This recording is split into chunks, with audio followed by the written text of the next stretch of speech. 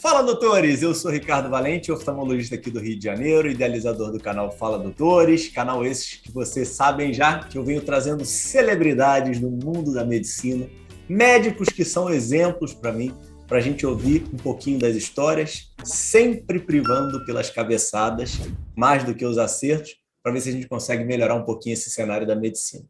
Hoje a gente tem a nossa terceira não médica participando aí do Fala Doutores, porém, uma doutora, já tinha brincado com ela anteriormente, engenheira de produção, mestrado, doutorado, pós-doc, mas que ela tá velha pra caramba, né? Professora da PUC, Hospital das Clínicas de Porto Alegre, tem aqui uma lista grande. E, o que vocês sabem, sou aficionado pelo Valor e Saúde, pelo VBHC, e doutora Ana Paula Etges é uma super conhecedora do tema, tanto do tema de custos quanto do tema de valor, e é ela que vai abrilhantar aí o nosso episódio de hoje. Fala, doutora Ana Paula, tudo bem? Tudo bem, boa noite, Ricardo. Obrigada aí pelo convite, né? É um prazer colaborar com o canal. E feito o disclaimer já, né, que não sou médica, né, foi uma das primeiras questões que eu perguntei. Tem certeza que você está me convidando, né, mas vai ser um prazer aí poder colaborar de alguma forma para, sim, né, melhorar o cenário da medicina no Brasil. Não, com certeza, Ana. Mas beleza, vamos de início. Você nasceu onde, Ana? Conta um pouquinho da tua história aí de infância e como é que constituía a tua família nessa infância aí. Então, eu nasci em Santa Cruz do Sul, né, interior do Rio Grande do Sul, terra da Ana Hickman, conhecida de todos. Mas, enfim, minha mãe é psicanalista, meu pai é engenheiro civil, sempre, né, meu pai sempre teve empresa de engenharia e construção, trabalhou muito pelo Brasil inteiro, e a minha mãe sempre foi, né, esteve mais em casa conosco e sempre trouxe um lado muito humano da psicanálise para dentro de casa, né, e até hoje, né, segue Quantos mantendo. irmãos? Eu tenho um irmão, né, irmão mais velho, que é engenheiro também, então nós dois Aham. seguimos, né, engenharia, meu irmão civil, eu engenharia de produção, né? E, bom, né? Tá. Infância. Boa aluna, aluna mediana, gostava de esportes. Como é que foi aí esse teu período aí acadêmico? Bom, eu sempre fui uma aluna estudiosa, né? Sempre das primeiras da classe. Não é, acho que por isso que fiz mestrado, doutorado, pós-doc, sou professora, então sempre gostei de estudar. E sempre fui atleta, né? Então eu também estudava ao longo do colégio bastante, porque não tendo problema do colégio, eu podia seguir treinando ad eterno, né? Então eu jogava, era do time de vôlei da escola, competia muito, também jogava tênis e era bem campeã de atletismo, soltava altura, eu era, né, campeã estadual de atletismo todo ano, então eu Pô, vivia legal. treinando, na verdade, né? Minha vida era escola e treino toda tarde, noite, E, né? e você tem hoje, olhando aí tua vida para trás, retrospectiva, né? Você tem essa imagem de que você estudava para caramba para, de alguma forma, poder treinar? Como é que era isso na tua cabeça? Hoje, como é que você vê Ah, isso, quer dizer? bom, era o que me engajava, assim, a não ter problema de nota, o problema na escola era seguir os treinos, minhas competições, a equipe de vôlei, então era assim, para eu não ter problema, né, para as minhas competições, eu tinha que ir bem no colégio. Então, esse era o principal, né, objetivo, assim. Mas, claro, né, a minha família sempre, o estudo foi extremamente valorizado, né? Meu pai sempre foi muito rigoroso conosco. Então, desde a pré-escola, e nunca, assim, problema de colégio não era nem falado na nossa casa, né? Tanto eu quanto meu irmão éramos alunos exemplares, assim, na escola. Então, foi mais ou menos assim, mas o esporte fez toda a diferença na minha vida, né? Até hoje, trabalhando com o VBHC, e falo isso, quem já teve aula comigo sabe que eu relaciono muito a discussão de competitividade, medição, meta, estratégia com esporte, né? Então, para mim, quem foi atleta e compete, atleta de competição alguma vez na vida, entende o que é, né, como faz diferença medir, monitorar desempenho, ter um objetivo de curto, médio e longo prazo, criar disciplina. O esporte me ensinou isso muito cedo na vida, né? E eu levo isso para todos os dias. Até hoje eu corro diariamente e não tem dia ruim, né? A gente corre, mede e monitora, né, desempenho, assim, por uma rotina, realmente, né? Um hábito que eu tenho na minha vida. E me diz um negócio, a questão do inglês sempre foi estímulo familiar? Vocês sempre buscaram isso? Teus pais sempre te estimularam? Você fala mais que teu irmão? Você estudou mais que teu irmão? Era algo de casa ou você que buscou?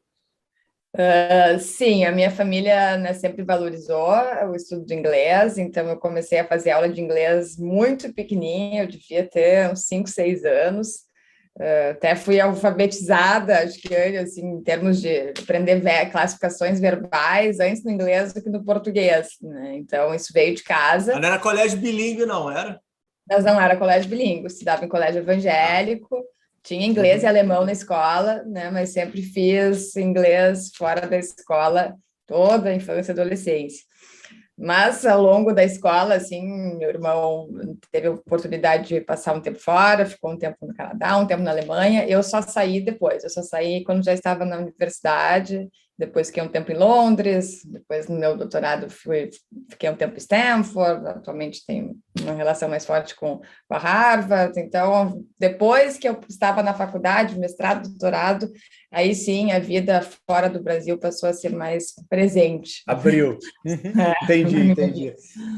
E questão de escolha da engenharia, motivada pelo teu pai? Como é que foi esse momento aí de vestibular? E como é que foi a questão de busca de sair de casa? Fez vestibular para fora do Sul? Como é que foi? Então, bom, eu, até pela influência do esporte, eu cogitei muito fazer educação física, né? Então, a educação física sempre esteve como um desejo, mas ao mesmo tempo sempre fui extremamente quantitativa, racional, adorava matemática, física, e tinha, claro, a influência do meu pai, e sempre gostei muito de carros. Até hoje eu adoro carro, e aí um certo momento de escolha, assim, de profissão, eu passei um dia numa fábrica, né, de um vizinho, né, em Santa Cruz, e tive a oportunidade de ir lá, né, ver como é que funcionava a fábrica, achei aquilo máximo, né, gostei, e disse, não, vou fazer direito de produção, tomei a decisão assim, né, comuniquei à família, meus pais só me apoiaram, e aí eu fiz vestibular na época para produção na PUC, na URGS, aqui no Rio Grande do Sul, e como eu morava em Santa Cruz, para a UFSM, que é a Federal de Santa Maria, a gente fazia um processo seletivo no final do primeiro ano, do segundo ano, do terceiro ano, uma prova, né? E tinha, então, acesso à Federal. E aí, para o UFSM, nesse sistema, eu já tinha feito a opção pela engenharia civil, né? Acabei sendo, né, passando lá para o UFSM, mas já tinha decidido que queria produção e queria vir para Porto Alegre. Então, eu saí de Santa Cruz, da casa dos meus pais, com 17. Primeira vez que sai de casa?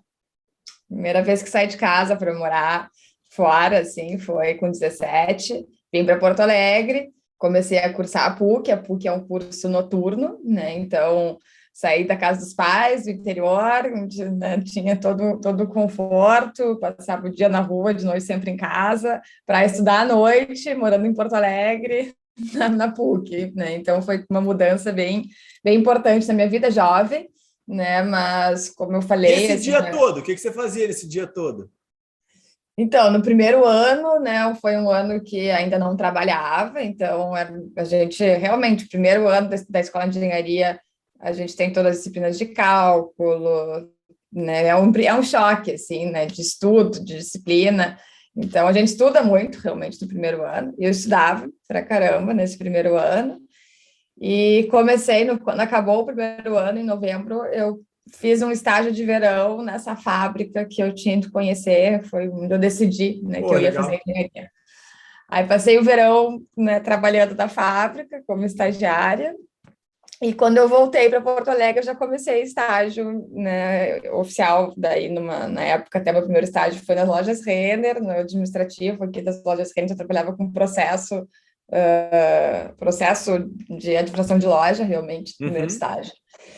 E não parei mais. Aí eu fiz estágios, depois da Renner, sempre em consultoria, né? Então, eu tinha 19 anos e já trabalhava com consultoria, né? Inicialmente muita consultoria voltada a Lean, né? Lean Manufacturing, voltado realmente à produção enxuta, e numa rotina muito puxada, assim, porque a maioria dos projetos que a gente tinha era na Serra Gaúcha, então eu acordava muito cedo, 4, 5 da manhã, subia a serra, ficava o dia até umas 3 da tarde nas fábricas lá, descia, 5h30 entrava em aula, ia até às 11 e assim girava a semana, né? Então, hoje, às E aí, vezes, quando o pessoal... esse momento aí de estágio, você já se bancava ou tinha ajuda dos teus pais? Não, tinha ajuda dos meus pais, o estágio era só para as minhas, minhas diversões, assim, por um tempo, principalmente nesse início de faculdade, depois, mais para o final da Aham. faculdade, aí, claro, né, a gente começa a ter um pouco mais de responsabilidade, mas eu sempre tive suporte, né, financeiro ao longo da graduação da minha família, né, e morava num apartamento que era dos meus pais, morei 1 ano com meu irmão, 1 ano e meio, depois passei a morar sozinha, né, mas nesse momento, assim, até metade do mestrado, sempre com o suporte, né, financeiro da família. Depois, né, que não. Não, e isso é uma característica que eu sempre faço aí um paralelo, né? Porque acaba que a medicina, por causa da grade, né? Eu acho que a faculdade de medicina, eu não fiz, mas tem essa imagem, né? Que é uma faculdade mais difícil do que a faculdade de medicina, né? Em termos de dificuldade mesmo, né? O que eu acho na faculdade de medicina é questão de conteúdo, né? Acho que é muita Uhum, coisa, né? E aí acaba que a grade é muito pesada e a grande maioria das pessoas não consegue trabalhar. Faz os estágios, né? Em termos uhum, de plantão, né? Mas muitas vezes eles não são remunerados, né? uhum, E como é uma faculdade com um ano maior e depois sempre tem a questão da especialização ou da residência, né? Acaba sendo um curso de normalmente 10 anos, né? E todos os uhum. meus colegas que fizeram administração, direito ou engenharia começaram a ganhar dinheiro antes de mim, né? Então é sempre um processo relativamente delicado. Vocês, por mais que tenham auxílio familiar no início, né? Vocês acabam que conseguem desenvolver um pouquinho mais essa questão de remuneração, né? Sim, não, isso é bem verdade. Eu hoje, né, trabalhando, hoje praticamente só trabalho com saúde, eu não, é muito raro eu me envolver em algum projeto que não seja da área da saúde. E casualmente agora mesmo estava selecionando, né, estagiários para trabalhar num projeto comigo e queria estagiários da medicina. E exatamente isso que tu estás trazendo, assim, que é até como é que eles, o que é um estágio dentro da medicina, eles não têm muita percepção do que é o estágio numa empresa, né? Muito mais eles trabalham com projetos de pesquisa, né, com alguma iniciativa de um professor, o ser remunerado era uma novidade, e isso é a vida da engenharia, né? A gente começa Poxa, muito Ana, jovem. desenvolve isso daí um pouquinho mais. Isso é ouro, cara. Porque, de verdade, hoje, não, sério, eu tô para lançar um curso meu para entrada de mercado de trabalho na oftalmologia, né? E eu tenho dado muita aula para as ligas de oftalmologia, né? E uma coisa que eu bato muito e que eu acredito hoje, a gente está passando por um momento muito de transição dentro do mercado de saúde, né? Você sabe bem. E eu vejo isso como uma baita de uma oportunidade, ao invés de ver isso como um desespero. Só Uhum. que a questão do método tradicional, da assistência mesmo, está ficando um pouquinho saturado. Eu falo para todo mundo: se é aquilo que você ama, vai com tudo que vai dar certo. Mas, poxa, tem outras coisas. Então, assim, pô, conta um pouquinho, por exemplo, como é que você contrata, quem você está atrás, quem que você está vendo, qual o perfil, e o que o cara faz num estágio com você hoje, ou que você está querendo, ou alguma coisa do gênero, porque o estudante de medicina não tem essa noção. Não tem, né? E o eu preciso, que perfil que a gente precisa, e eu gosto de formar pessoas, né? Eu gosto de trabalhar como professora também, tenho isso no meu sangue, assim, então adoro pegar, né, alguém bem jovem e ir formando e construindo conceitos com essa pessoa, assim, e preparando, né? E fico bem feliz de depois ver elas voando aí mercado afora. Mas eu praticamente trabalho em projetos de economia da saúde, gestão em saúde, né? Agora, uma temática que está muito forte é o uso de dados de vida real em saúde. formando muito conteúdo, né? Realmente um trabalho muito técnico, científico, né? Grande maioria das vezes com embasamento científico muito forte, e ao mesmo tempo, né, que envolve um aprendizado meu e de quem estiver trabalhando, né, nesses projetos. Alguns são aplicados, que tem na área de dados, outros são muito mais voltados a formar conteúdos de diferentes formatos, né, escrito, falado, em vídeo, em company, aberto, né, várias formas que se possa imaginar, com envolvimento estrangeiro, só local, tem de diferentes abordagens, né? E é muito mais fácil, no primeiro momento, assim, a gente buscar alguém que tem o know-how, que está sendo formado para a área da saúde, para falar, por exemplo, de uso de dados de vida real em saúde, do que eu pegar alguém da engenharia, que até vai andar super bem em termos de comunicação, fazer reuniões com a indústria, com gestores. O pessoal da engenharia faz isso, né, muito jovem, com facilidade, tem visão sistêmica, é quantitativo, tudo isso é verdade, né? Mas eu tenho que fazer todo um mindset dele quebrar tudo que ele está aprendendo assim, para o ambiente industrial, para os pacientes, né? Então, tu tem uma migração assim que é difícil, né, de ser feita. E também eu acho que é um ponto que poderia, né, pegar um aluno da engenharia e formar assim, para aprender, né, o que a gente está lidando, né, qual é o desfecho no final do dia, o que impacta o nosso projeto, né, como é que a gente está colaborando para que todo o sistema de saúde funcione melhor, construir tudo isso com essa pessoa. Mas daqui a pouco essa pessoa, né, é convidada a trabalhar no mercado financeiro e ela vai. E aí tu perde uma pessoa que tem todo um preparo já para estar colaborando em fazer um sistema de saúde melhor com muita facilidade aqui, entre aspas, porque não é o core dela, né? Eu assumi que trabalho com saúde, sou apaixonada, mas não quer dizer que vão ter, né, vários engenheiros que vão ter essa mesma paixão pela saúde que eu tive em um certo momento da minha vida, né? Agora, o médico, o enfermeiro, o farmacêutico, ele já tem a paixão pela saúde, é o core dele, e a gente quer colaborar para formar, né, lideranças na área da saúde que tenham um conceito de valor em saúde, que tenham essa visão sistêmica, que são as pessoas que vão fazer a mudança, não somos nós engenheiros, né? A gente pode ajudar vocês, mas quem está na linha de frente, quem atende o paciente, quem está fazendo, né, o sistema girar, são os profissionais da saúde, né? Então... Vai ser preconceito, hein? Preconceito com vocês, hein? Não concordo com essa tua afirmação. Eu acho que não tem dono de filho bonito, não tem dono de filho feio, então eu acho que é uma construção a várias mãos, né? E essa mescla, né? E essa diversidade, né? É algo que o mercado hoje está procurando, exigindo demais, né? E isso aí a gente pode abrir para todos os pontos, né? Em questão de sexualidade, em questão de idade, em questão de mindset, tudo isso, né? Mas eu entendo que você está sendo politicamente correta, tá? Mas eu vou aqui me permitir aqui quase ter uma discordância sua. Imagino que no fundo, você tenha o mesmo ponto, apesar de entender da necessidade desses profissionais de saúde. E outra coisa muito grande, né, Ana? Tipo, profissionais de saúde, diga-se toda a saúde, né? Sim. Equipe multidisciplinar, né? Para com esse negócio do médico ter que estar à frente de qualquer equipe para coordenar, que é demodê isso aí, né?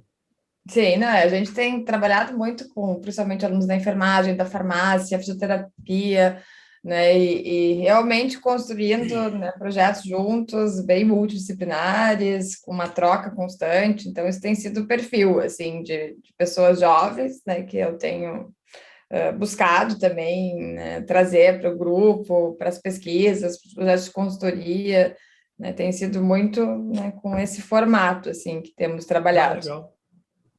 Me diz o negócio, você falou que começou a sair um pouquinho durante a faculdade, né, para a questão do inglês. São 4 ou 5 anos de curso? A engenharia são 5, né? E a grande maioria das pessoas faz em bem mais de 5, mas eu cumpri currículo, né? Então me formei em 5 anos, e isso é uma característica também, né? Um curso que não forma turma como a medicina. Sim. Então, as pessoas entraram 60 comigo e se formou em 5 anos na minha formatura, eu e uma colega. Os Mentira, outros sério? 58, os outros 58 se formaram Ficaram depois. pelo caminho. Caramba, não tinha ideia desse Então, número, não. é bem diferente, assim, não, a maioria se formou, mas se formou o Sim, normal, né, é 6 anos, a grande maioria se forma em 6 anos, essa é a média, né? Mas o tá. currículo são 5, assim, se for seguir certinho, são 5 anos. E você vai para você vai para Londres durante a faculdade? Eu fui para Londres durante a faculdade, né, Férias? estudei, desculpa? Férias? Não, não, fui para fazer um curso de Business English na época, então era um curso voltado à discussão de inglês corporativo, né? Então eu tinha uma formação completa em inglês e fiz essa escola ao longo das férias da faculdade, então eu fiquei esse período lá. Mas estudo de inglês, nada de, né, inglês voltado a business assim, mas nada relacionado ainda à saúde ou algum projeto específico, né? E aí, Aí te tem ajudou? Nunca pensei em fazer um curso focado numa área. Qual é a ideia? É vocabulário? Qual é muito o. legal, assim, para mim foi ótimo, né? Até porque era uma escola muito frequentada por europeus, então praticamente não tinha brasileiro ou latino. Então a gente falava realmente o inglês e o inglês bem britânico, e eu tive uma escola de inglês americana. Então para mim foi legal também ter essa dupla, né, dupla gramática, dupla pronúncia, né? Ter Acentuação? É. Uhum. e aí o formato das aulas eram assim, desde como se escreve um e-mail, né, no mundo corporativo, reuniões, muita simulação de reuniões, reuniões no nível estratégico, reunião no nível operacional, como conduzir, vocabulários mais usados, apresentações, né, eu vou conduzir, eu vou liderar a reunião, então montar a apresentação, fazer Uhum. essa apresentação com os colegas. Então, esse era o formato do curso, era um intensivo de 4 semanas diariamente, eram 4 horas de aula, com esse formato, assim, né? Não era um curso de gramática, um curso de Uhum. escola, assim, ou de estudante, eu era das pessoas mais novas que estavam no curso, assim, né? Então, eram muitos grupos enviados de diferentes países europeus de empresas, né, que mandavam para a escola para fazer E esse teve tipo de. uma dor de origem que você tenha passado e sentiu necessidade disso ou estava querendo aprimorar mesmo? Queria aprimorar e tive acesso a esse curso através da Cultura Inglesa, aqui em Porto Alegre, que mandava, né, pessoas para essa escola e também para uma escola mais, digamos, tradicional que estudantes vão, né? Que aí sim, um curso Uhum. mais gramática, tudo bem, a gramática avançada. Então tinha essas duas opções, eu achei que essa era diferente e que era uma coisa que eu não teria acesso aqui no Brasil. Tá, vamos fazer algo diferente e fui, assim, né? Mas foi muito legal, né? Foi uma super experiência e eu aprendi muitas coisas que eu uso até hoje. E você já tinha desistido de trabalhar na fábrica de carros ou ainda era o teu projeto ainda de vida nesse momento? Nesse momento eu já tinha, acho que, bastante certeza que eu adorava consultoria, né? Adorava trabalhar com coisas inovadoras, desafios, assim. Eu não gostava da rotina, eu não me imaginava numa rotina de uma fábrica, de passar a minha vida inteira batendo ponto às 7h18 na fábrica e seguindo, né, a rotina diária dentro daquele ambiente, né? Então eu gostava do dinâmico, né, de mudar, de estar um dia numa fábrica, outro dia no outro, misturar com o mercado financeiro. Eu já tinha uma aproximação grande com a área, né, econômica, era o que eu mais gostava na engenharia, já tinha descoberto isso, tanto que até hoje sou professora de cursos de engenharia econômica, né, na engenharia. Então, isso eu já sabia, né? Agora, um nicho de mercado, eu quero automobilístico, quero metal mecânico, quero varejo, mercado financeiro, não tinha nenhuma certeza ainda, né? Seguia trabalhando com consultoria. E o mestrado, como é que ele aparece aí na tua vida? Era algo óbvio para quem te conhecia, que você ia trilhar esse caminho aí acadêmico? Apareceu como oportunidade? Como é que foi? Nada óbvio, tá? Porque não é nada, não é comum, né? Então, os alunos na engenharia, ainda mais aluno PUC, né? Eu não fiz a graduação na Federal. é bem raro um aluno PUC ir fazer, né, seguir a vida acadêmica logo após de formado na Federal, né? Então, E você da estava toda na vida história, privada também, né? Diga-se de passagem, né? Nos estágios, nas consultorias todas, você já estava já eu, engajada. total, né? Eu estava então me formando, eu estava trabalhando, eu tinha, né, ia ser efetivada no trabalho que eu trabalhava na época numa empresa de software, né, como analista de negócio, então eu fazia todo o conceito e criação de novas soluções de tecnologia. E, enfim, tinha tudo para ficar, ganhava bem e tudo. E aí, um certo dia, eu decidi que não, né? Eu me envolvi num projeto de iniciação científica que abriu lá na PUC, na área de gestão de riscos, que é a minha área, assim, da escola de engenharia. Eu adoro gestão de riscos corporativos, governança. Então, Uhum. era o assunto que eu gostava. E me envolvi nessa IC, literalmente, me apaixonei por a história de estudar e entrevistar as empresas e fazer a pesquisa, achei aquilo muito legal, descobri coisas novas, abriu seleção de mestrado e inicialmente eu comecei a fazer mestrado na engenharia civil. Então, tudo começa no mestrado na engenharia civil, eu comecei a trabalhar num projeto na indústria metal mecânica de composição, de otimização na verdade, de carretas, né, para melhor organizar Não, as... peraí, foi a vaga que apareceu ou também isso daí foi projeto seu? Desenvolveu num Não, projeto desse? tinha o projeto acontecendo, né? E aí eu entrei Tá, no mestrado, me convidaram para fazer parte desse tá. projeto, onde a gente queria otimizar custo logístico. Então, pense uma indústria de estrutura metálica, cada peça tem 12 toneladas. Se tu não errares a formação da carga, né, tu ganha um dia, né, um dia de uma carreta parada, enfim. Então, o projeto era nessa linha. Eu comecei, era no interior, bem no interior, então longe aqui, umas 3 horas de Porto Alegre, eu subia umas 2 vezes por semana para lá, descia na serra aqui também do estado, Aham. mas fiz o projeto, né, fizemos, mas eu vi que não, mestrado e a vida acadêmica eu queria, mas a engenharia civil não era o local, né, então eu queria ir para a produção, voltar para a produção. Aí, no meio do semestre, abriu um edital, né, extra na produção. Eu me inscrevi, passei na produção e troquei. Saí da civil e fui para a produção. E aí eu fiz a dissertação, né, voltada a riscos e inovação, né? Então eu fiz alguns artigos, eu tenho alguns artigos bem voltados nessa área. Então, quais são os principais riscos de ambientes inovadores, de empresas de tecnologia? E o meu estudo de caso do mestrado foi numa empresa de radiofarmácia. Então, foi ali o meu primeiro contato com a saúde, num ambiente também de alto valor agregado, valor em dinheiro agregado, assim, então, e eu trabalhei justamente na mensuração do risco econômico de uma empresa de radiofarmácia, né? Então, essa foi a Que minha legal. primeira em conexão com a saúde, inovação, uma startup já era uma empresa, mas começou como uma Aham. startup. E aí, então, foi como eu caí na vida acadêmica, né? Só que aí teve um fator, né, que eu acho que é Deu bem importante. certo? Deu certo, né? Foi um super caso. A gente publicou 2 artigos. A empresa em si, até hoje, né? Eu tenho conexões com eles. Depois fiz alguns projetos de consultoria com eles. Mas aconteceu algo bem importante assim nessa migração de mestrado, doutorado, porque eu me formei na engenharia, eu comecei o mestrado. No meio disso, a professora que atuava na PUC, nessa área, né, de curso de engenharia econômica, entrou em ciência da maternidade. Eles precisavam de alguém substituto.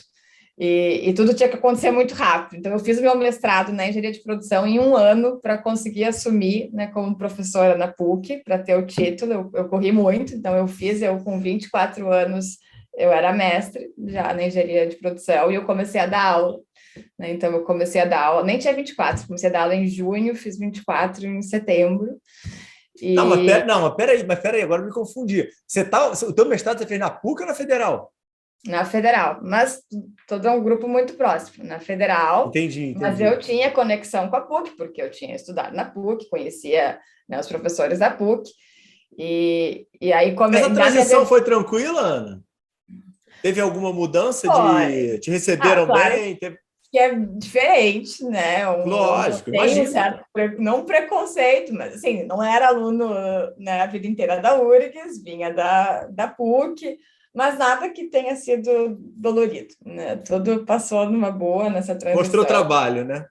É, mas aí quando defendi o mestrado, né, e realmente foi uma dissertação imponente, né? Foi bem valorizada e muito rápida, em um ano eu fiz, e aí me convidaram. Eu tive uma defesa de mestrado com honra acadêmica e convite para ingresso direto no doutorado, né? Então foi aí que Putz, eu que legal, cara. entrei Parabéns. no doutorado, né? Não, peraí, aí você parou de fazer consultoria, né, pô? Ah, não, no mestrado eu não Fazer esse fazia. projeto de um ano aí, você zerou a tua vida, né? Não fazia. Eu era bolsista, eu ganhei bolsa de mestrado por um ano, né? E era o que eu fazia, não fazia outras coisas. Mas aí eu comecei a dar aula e comecei a fazer o doutorado, né? E o doutorado foi aí que eu entrei a fundo na saúde, porque em paralelo ao início do meu doutorado, o Hospital de Clínicas, né, contratou um curso de mestrado com engenharia de produção da URGS, né? Então, eles escolheram alguns gestores do Clínicas para, né, ganharem uma formação em engenharia de produção. Nós, como alunos de pós, né, de doutorado, fomos designados a colaborar com esse mestrado e Esperado. orientação, né, dos gestores do Clínicas. E eu já, riscos era o meu mundo, né? E eu tive a felicidade de conhecer a professora Elaine, que era na época gestora de riscos do Hospital de Clínicas, e eu fui a orientadora dela, né, do trabalho de mestrado. Numa época que a orientadora dela era a mesma que saiu de licença maternidade da PUC, estava tendo filho, então tinha todo um contexto que eu acabei entrando a fundo, né, como muito, né, orientadora e co-orientadora da professora Elaine, e virou a minha tese de doutorado. Eu já tô ficando com pena já dessa gestação, já, porque você dominou todos os trabalhos da coitada já gestante, poxa vida. Não, Se arrependeu de ter a filho, Joana, poxa vida. não, a Joana é uma amigona, né? A gente trabalhou muito juntas, assim, somos super amigas mesmo.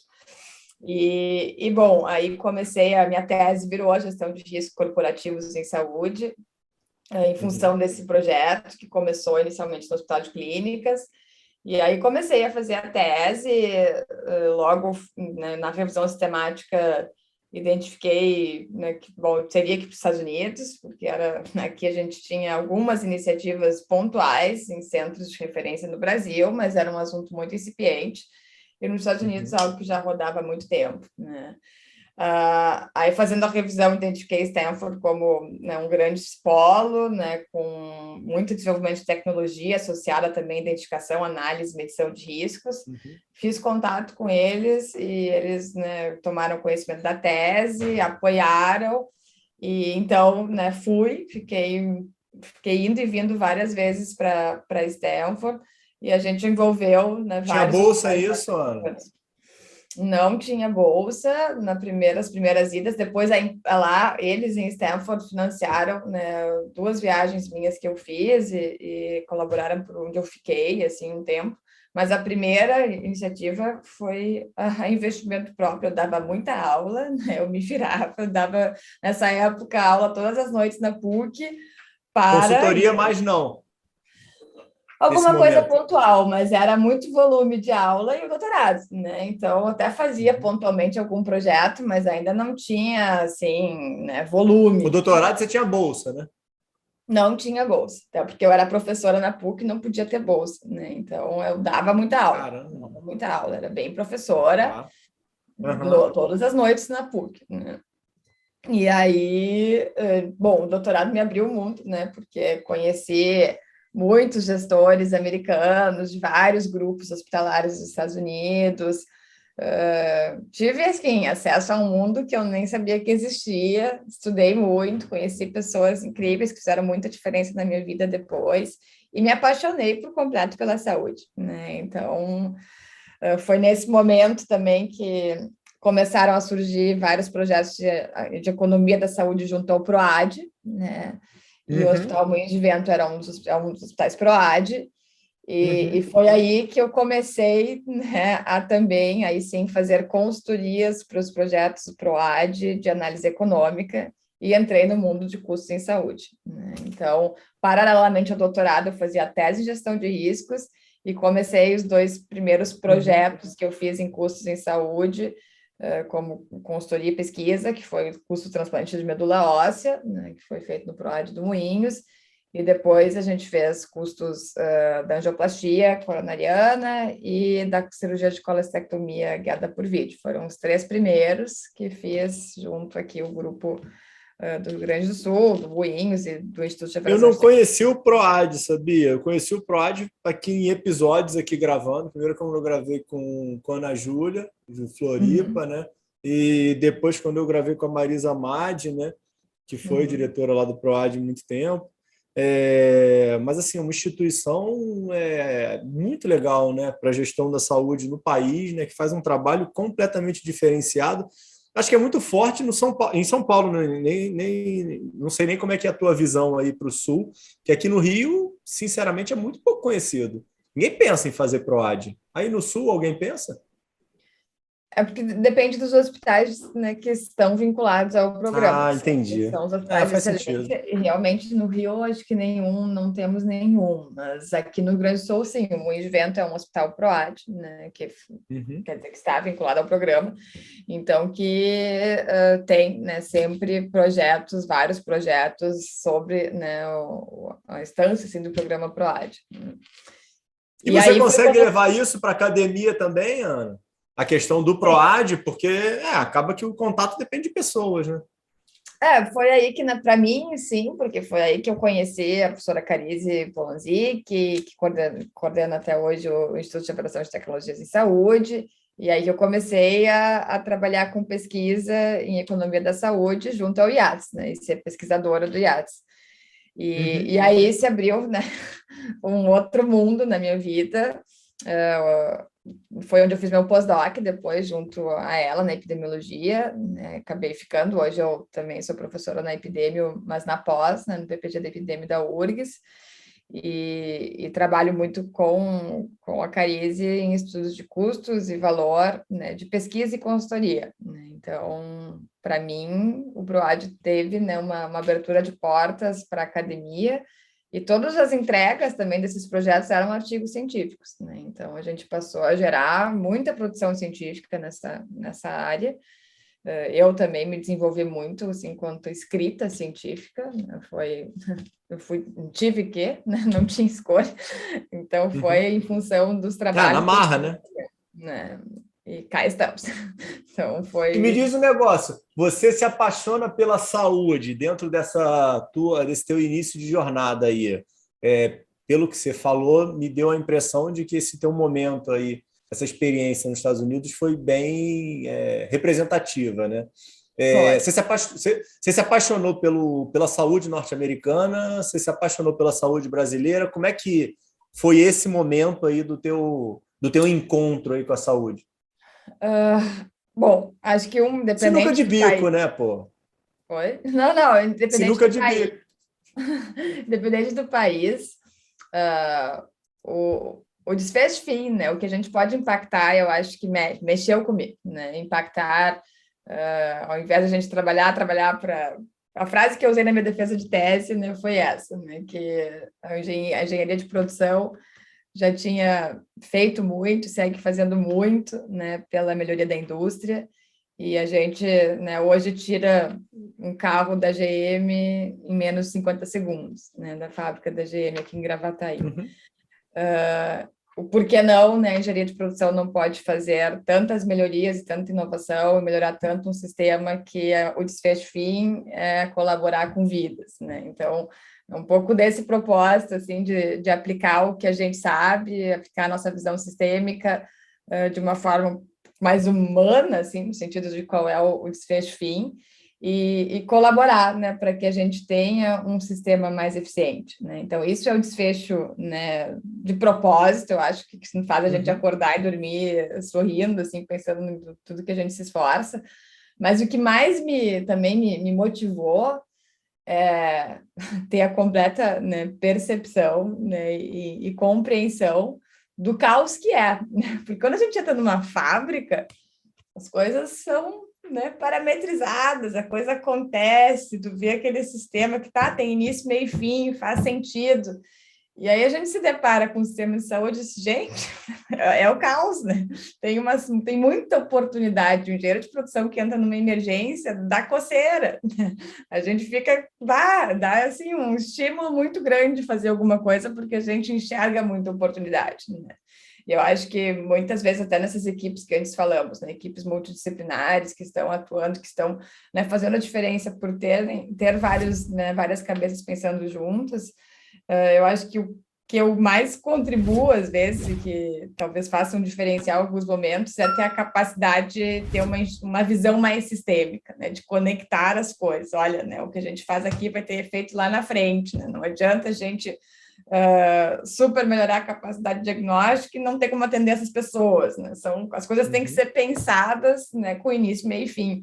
E isso, engenheiro de produção, a gente é doutrinado para fazer, né? A gente chega em qualquer lugar e a nossa função é enxergar dessa forma, né? Então, eu vi aquilo, né? Eu vi que tinha muita oportunidade, que podia ser melhor, que podia ser diferente. Ao mesmo tempo, eu tenho na minha raiz aqui um gosto pela área econômica, né? Eu disse, bom, além de ter muita oportunidade, a gente consegue quantificar isso em termos de impacto econômico para o sistema de saúde, né? Então, foi uma conexão de coisas, né, que foram acontecendo também, né, oportunidades que foram se abrindo, e eu gosto muito, né? Gosto do ambiente, do resultado que a gente gera, da oportunidade que temos, né, de fazer mudança, de fazer melhor. Acho que também essa questão Brasil e Estados Unidos, todo semestre, né, eu faço um monte de carta de recomendação, mando aluno para fora, né? Eu tive oportunidade de ficar, e até então, né, não diz nunca pelo que vem pela frente, mas até então eu sempre quis ficar para fazer, né, fazer a diferença aqui, né? Acho que a gente tem uma série de oportunidades e precisamos pessoas boas no Brasil, né? Mentes boas pensando, né, para que a gente possa fazer melhor no Brasil, né? Então, até então, sempre que abriu algo, né, uma porta que eu podia ter ido, eu disse, não, se todo mundo for, aí, aí não tem como, né? Então, eu acho que né, até então tenho trabalhado muito por fazer coisas que tenham impacto no nosso sistema de saúde, né? Isso é um propósito que eu busco. Esse ponto é um ponto importante e relevante. Até você hoje na academia e aí tentando trazer para o mercado privado e ao mesmo tempo para a academia. Quanto que você acha que vale a pena se fortalecer ficando fora para ter mais notoriedade e voz aqui? Porque essa mudança é uma mudança muito difícil, né? Concordo totalmente com tudo que você falou, né? A gente pega aqui o exemplo dos trabalhos norte-americanos falando em 40% de desperdício, né? E que aqui a gente tem um número infinitamente maior, né? Então a gente tem uma baita de uma oportunidade para fazer um trabalho melhor. Mas tem muita gente que ganha dinheiro com a falha, né? Tem muita gente que ganha dinheiro com o caos, né? E aí, sempre quando você vem de fora, você acaba sendo um pouco mais escutado. Você acha que dá para trilhar um caminho como você vem trilhando? E aí, obviamente, que você é um exemplo, e ótimo exemplo, para a gente ver que dá, tá? Mas você acha que é mais fácil, mais difícil? Como é que você vê esse ponto de ir para fora para buscar força? Bom, é muito individual, né? Eu acho que essa decisão também, mas buscar o conhecimento, né? Se há possibilidade, oportunidade de buscar o conhecimento lá fora e trazer para cá, mesmo que seja, às vezes, não é nem um curso, é um projeto que tu te envolva lá fora, a gente volta diferente, né? A gente volta com uma visão, né, de coisas novas, a gente faz conexões, né? Então, hoje eu trabalho mais com os Estados Unidos e Portugal, né? Além do Brasil, são os dois países assim que eu mantenho relações ativas. E difícil imaginar minha rotina se eu não tiver essas conexões com eles, coisas que a gente discute lá, tento trazer para cá. Tem problemas que são muito parecidos, né? São realidades diferentes, mas no final do dia o problema é muito parecido, né? Acho que também facilita muito numa questão que aqui, quando a gente pensa em transformar sistemas de saúde e inovar, que é mexer em cultura, né? Então, quando a gente se vê lidando com uma cultura diferente e tendo que se adaptar e entender, bom, funciona aqui, eu não posso fazer Ctrl+C, Ctrl+V para o Brasil, isso não faz sentido, mas tem coisas boas, tem coisas ruins, e com certeza, acho que o que tu falaste é verdade, né? O brasileiro, a gente valoriza, né, muito quem foi, né, e vem para cá e traz o que viu lá fora. Isso faz parte da cultura do brasileiro, né? Não vou emitir juízo se é bom ou ruim, não sei, mas faz parte da nossa realidade.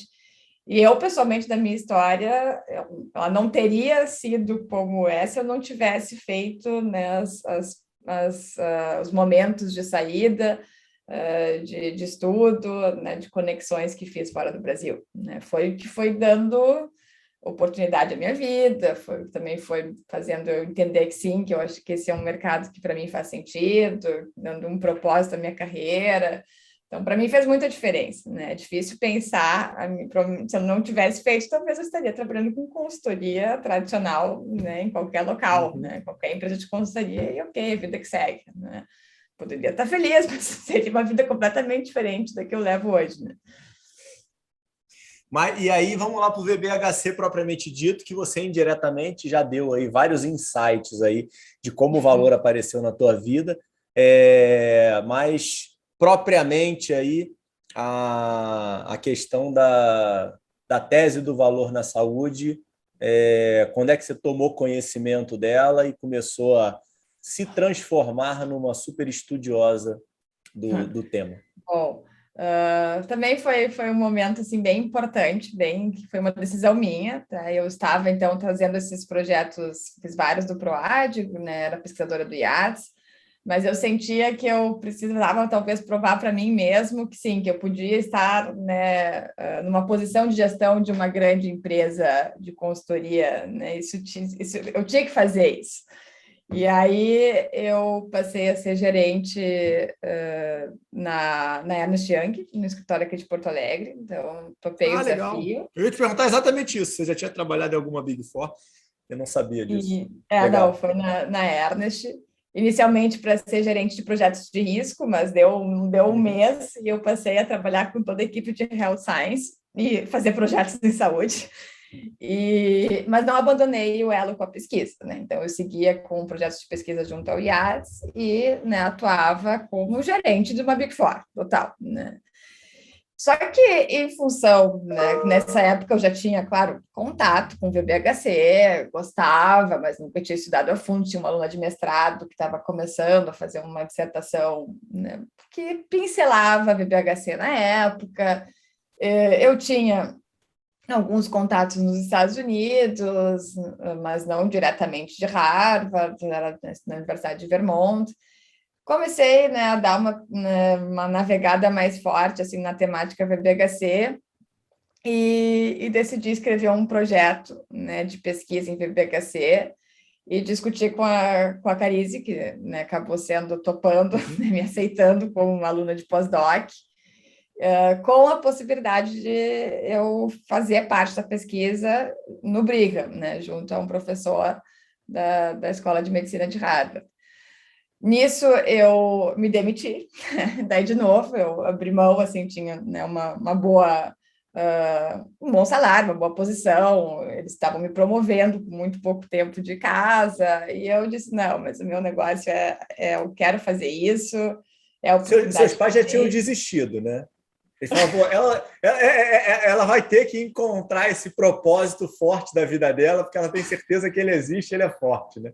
Não, mas eu me sustentava, mesmo, né? Ok. Não foi o que eu quis dizer, né? Mas, enfim, sim, meus pais já tinham aceitado que eu, né, tinha alguma coisa que me puxava e que não adiantava, né, bater, dar muita opinião, eu ia decidir, eu ia fazer, né? Então, essa decisão eu tomei e comuniquei, né, a todos envolvidos próximos, né? E foi aí, então, que na verdade, a minha, assim, né, proximidade científica com o VBHC foi através do meu projeto de pós-doc, né? Então, o meu pós-doc foi voltado inicialmente nem sabia que ia trabalhar com AVC, mas a criar, então, o que seria um programa de implementação de valor no SUS e na saúde suplementar do Brasil, né? E aí acabamos, né, por vários motivos, trabalhando com a linha de cuidado do AVC. Eu tinha, né, a intenção Tinha de algum ficar... vínculo lá com a Joy Vasco agora? A Joy Vasco foi campeã esse ano, né? O hospital lá de Joinville participou do meu estudo, mas não era diretamente conectado, né, com o projeto que fez, né, o João Vasque ganhar o prêmio do Centro Europeu. Eu, na verdade, trabalhei, a neurologista que trabalhou muito comigo foi a doutora Sheila Martins, que abriu, né, as portas para a gente fazer um estudo dentro da linha de cuidado do AVC. Depois eu posso compartilhar, mas uma parte dele está publicada no New England Catalyst já, e a gente trabalhou na criação realmente não só de um programa de medição de desfechos e custos, mas também da instrumentalização em termos de plataforma digital para monitoramento em tempo real de Patient Reported Outcomes e custos no AVC. Então, isso foi tudo que eu fiz no pós-doc, foi toda a parte brasileira, mas a parte de coleta e aplicação prática nos Estados Unidos melou por causa da Covid, né? Então, eu acabei não conseguindo ficar, né, lá em Boston fazendo coleta, fiz os estudos, toda a parte, tudo que a gente conseguiu fazer à distância foi feito. Você ia ficar quanto tempo lá, Ana? Ia ficar só uns 4 meses, assim, era um tempo curto, né? Mas nisso eu acabei fazendo o seminário de VBHC, tendo um contato muito próximo com os professores da Escola de Negócios de Harvard, principalmente o professor Kaplan, né? Pelo que eu fui desenvolvendo em custos. O professor da Escola de Medicina segue sendo um super parceiro, aprendi muito com ele, a gente escreveu vários artigos. E aí, né, fiz a formação da Harvard, fiz a formação do Centro Europeu, acabei abrindo uma empresa em Portugal, outra no Brasil, né, bem voltadas à consultoria, educação e pesquisa. Onde é que você conhece a doutora Gisele aí? Onde é que a doutora Gisele se esbarra na tua vida? A Gisele eu conhecia mais tempo desde os projetos do PROAD, né? Porque ela era... Do Moinho de Vento? Ela era gerente médica, então a gente já se cruzava, mas mais assim de proximidade, trabalhar juntos, fazer cursos juntos, agora, né, mais recentemente nos cursos que fizemos de VBHC, né? Então ela e a Carize temos feito aí vários cursos em conjunto nesse mundo de ensinar e compartilhar VBHC no Brasil, em Portugal, a gente tem trabalhado juntas. E aí, especificamente no tema, qual que é a tua visão hoje do valor aqui no país? No sentido de o que você acha que a gente tem? Tá? Você acha que são pontos positivos que a gente consegue implementar? Não com exemplos como se fosse como o da Joy Vasco mesmo, né? Mas digo no sistema, de uma forma mais macro, e o que você vê aí de principais pontos positivos que a gente precisa correr para implementar, para transformar isso para uma realidade para o sistema? Bom, acho que um ponto, né, que temos, mas usamos muito pouco, é muito dado, né? Temos muitas bases de dados dentro do sistema de saúde pública e de saúde suplementar. Dentro da saúde pública, a gente tem um sistema de saúde universal, e isso tem um certo, né, valor, pensando em saúde populacional e como é que a gente pode implementar conceitos de VBHC, pegando como exemplo o próprio NHS, né, na Inglaterra. Temos, eu acho que, a consciência já de muitos gestores que, do jeito que está, não se sustenta, né? Então, a chave tem virado, né? Então, acho que isso são fatores, né, positivos que temos no nosso lado. Desafios temos muitos, né? Começando, pegando só essa parte de dados, né? Eu acho que temos, e quando a gente começa a mexer nos projetos, a gente tem muita geração de dados, a gente usa nada, praticamente, né? E temos aí ainda uma caminhada longa, até em termos de know-how, assim, de termos cientistas de dados que sejam preparados para trabalhar com dados de saúde, profissionais da saúde que entendam também o valor que se tem, né, em usar dados. como que se pode trabalhar de uma forma integrada para isso, ter uma cultura de medição, entender a importância da medição econômica, financeira, né? Uma coisa que quando eu faço projetos de custos, tenho maior preocupação em fazer, né? Que é deixar naquela equipe assistencial o porquê que a gente está medindo custos, né? Por que isso é importante, como é que se faz isso, né? Então, isso é uma coisa que é educativa, né? E causa, né, um efeito as pessoas pensarem, bom, né, isso aqui custa, tem uma história por trás, a gente pode, né, pensar sobre o custo de cada pacotinho de gás que a gente abre aqui no hospital e não desperdiçar, né? Então, é criar um pouco dessa consciência da educação financeira e econômica dentro da área da saúde. Então, acho que isso é um desafio, assim, em termos educacionais, né, de haver uma maior integração entre as áreas desde a escola, né, desde a graduação de cada um desses cursos. E, claro, né, que se falando de Brasil, temos uma restrição orçamentária que existe, né, seja na saúde pública ou na saúde privada. Nós não temos, né, o capital que tem nos Estados Unidos investido nisso, né? A gente corre atrás da máquina nesse sentido, mas eu vejo, assim, pegar modelos de remuneração como um exemplo, pode haver resistência ainda de mudar, mas no momento que começar a mudar muda o segundo, é um caminho sem volta, né? Ou faz ou está fora, né? Então, eu enxergo isso dessa forma, e sem sombra de dúvidas, a Covid foi um fator que acelerou muito, né? A necessidade de fazer diferente, a conscientização de que é necessário fazer diferente, porque a corda bateu no pescoço, né? O cobertor ficou curto, e não só a nível, né, de quem trabalha no sistema de saúde, mas a população teve acesso né, do jeito que funciona, o que sempre foi parametrizado, é falho, né? Então, pela primeira vez, as pessoas, né, leigas, eu digo, os meus alunos da engenharia me perguntam sobre a economia da saúde. Isso nunca aconteceria antes da Covid. É uma coisa que a sociedade hoje passou a valorizar, né? E querer entender, né, como é que se paga a consulta do convênio que ela vai uma vez por ano, né? Nunca paramos para pensar. Agora a população pensa, né, e busca também entender mais sobre isso. Então, eu acho que a Covid, né, não só acho, mas tem um monte de literatura já trazendo isso, quanto que a pandemia e os efeitos da pandemia externalizaram os problemas do sistema de saúde do mundo, né? Não é uma questão só do Brasil.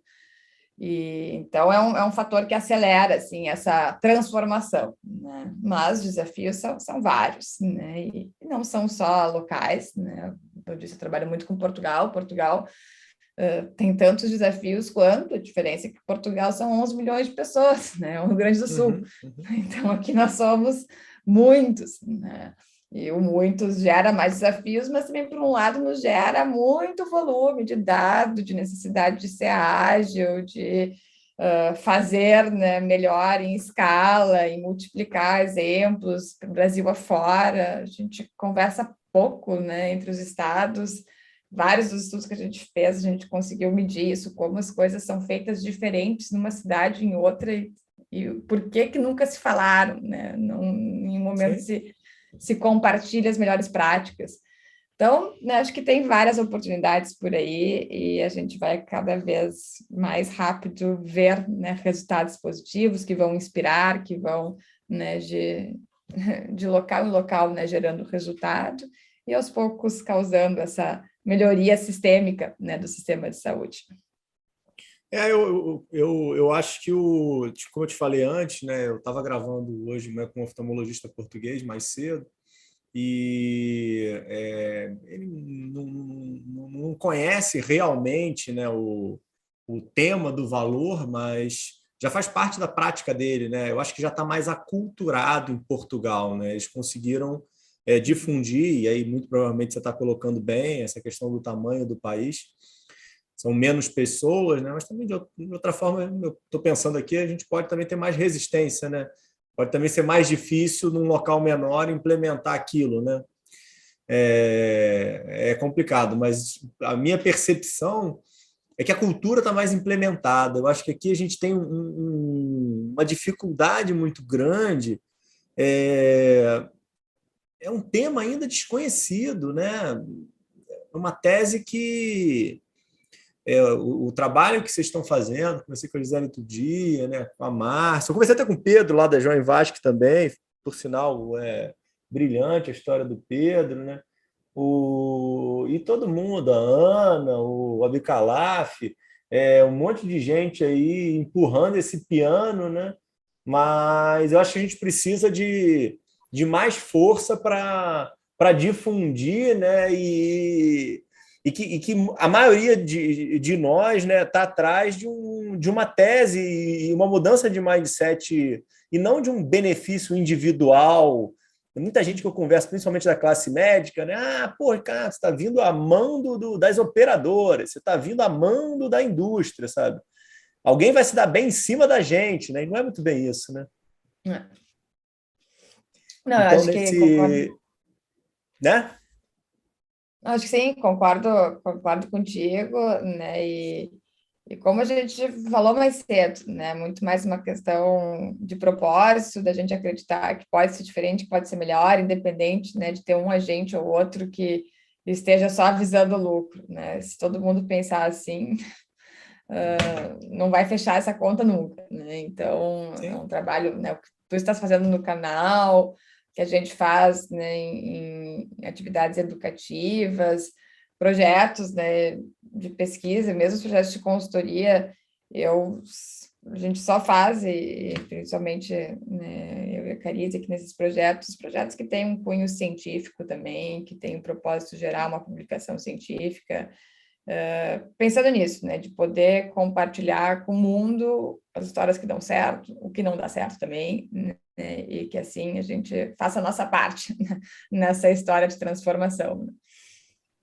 E me diz o negócio, a gente caminhando aí para um desfecho, dá aula para caramba, trabalha para caramba, não para quieto em lugar nenhum, só arruma um trabalho a cada dia, uma orientanda nova a cada momento. Como é que você está aí nessa questão de encontrar aí o seu equilíbrio aí? Como é que está esse work-life balance aí? Como é que tá essa busca aí? Não, com certeza isso é super importante. Então, eu também, eu tenho 30 anos, né? Eu sou bem jovem e eu também busco um balanço da minha vida pessoal, né? Sou casada e tenho vários, né, hobbies também pessoais da família, viagem, trabalhos fora, assim, é uma coisa que, claro que é trabalho, mas também é uma Filhos, a gente diversão. não falou disso. E aí? Não Tem tenho filho, projetos aí? não Tem tenho projeto que filho. essa vida vai mudar toda, hein, pô? Não, por enquanto ainda não é uma realidade, né? Então, vamos por partes, né? Como é que é o nome da amiga que vai se vingar de você agora, que ela vai começar a pegar todas as suas atividades de volta? A Joana. A Joana vai dar aula por mim 1000 vezes. Ela está com 2 filhinhos já, mas não tenho filhos, só procuro mesmo, assim, manter um equilíbrio entre família, os exercícios, para mim, a minha rotina de exercício físico é minha terapia, né? Eu não abro mão, assim. Enfim, gosto, né, de algumas atividades pessoais, de viagem, cervejas, livros, fazem parte aí da minha rotina de lazer. Legal. Me diz o negócio, planejamento estratégico aí para os 5 anos aí para frente. Como é que você vê? Onde é que você vai estar em 5 anos? E fala um pouquinho de qual é a imagem aí que você tem para a nossa saúde aí para os próximos 5 anos, 2027. O que você imagina aí? Bom, acho que teremos, né, casos brasileiros de tanto saúde pública quanto saúde suplementar, de uma migração de um pagamento cada vez mais por valor, né, de muito mais uso de dados de vida real para incorporar decisões de incorporação de novas tecnologias, de acordos de remuneração, né, e cada vez mais o paciente sendo envolvido, né, nas decisões e na sua, né, própria terapia, né? Então, acho que são coisas que em 5 anos vão avançar muito, né? Estão avançando muito rápido no mundo e aqui também, acho que esse ano, né, 2022, 2023, muita coisa vai acontecer nesse sentido, a gente já está sentindo, né? Então, eu acho que esses 5 anos vão ser bem chaves, assim, para uma transformação de como é que o sistema, tanto da saúde pública quanto da suplementar brasileira, vai se restabelecer, né, pós também a pandemia, né? E eu, né, pretendo poder colaborar com essa transformação, seguir trabalhando nessa linha. Tem sido, né, o foco de quase todos os projetos hoje que eu tenho entrado, e pretendo só, né, dar mais vazão a eles, formar mais pessoas, ter mais gente trabalhando nessa linha no Brasil, e é isso que eu tenho acordado todos os dias aí, motivada a fazer, né? Doutora Ana Paula, maravilhoso, muito bom. Muito obrigado aí pelo teu tempo, pela oportunidade aí de dividir e poder conhecer um pouquinho mais a tua história, apresentar aí para o nosso mercado de saúde. Tem um monte de gente fazendo muito por ele e que a gente pode ter muito mais gente fazendo mais, né? Para a gente conseguir aí fazer essa transição e essa transformação que a gente tanto está precisando. Obrigado de verdade, Ana. Suas considerações finais, faça aí. Não, foi um grande prazer, né, colaborar e participar, uma conversa, né, leve, solta aqui, cheia de novas ideias, assim como as experiências fora, né, participar também de um bate-papo assim tão legal, tão rico e cheio de propósito também nos torna melhores. Então agradeço muito a oportunidade e que possamos ter outros momentos também, né, e outras histórias para contar daqui para frente. Então, obrigada e parabéns de novo pela iniciativa, que é de muito valor mesmo para o sistema de saúde. Ana, valeu, brigadão, vai descansar, ficou ótimo, tá? Boa Parabéns, noite aí, excelente. valeu. Depois me avisa. Tchau, tchau.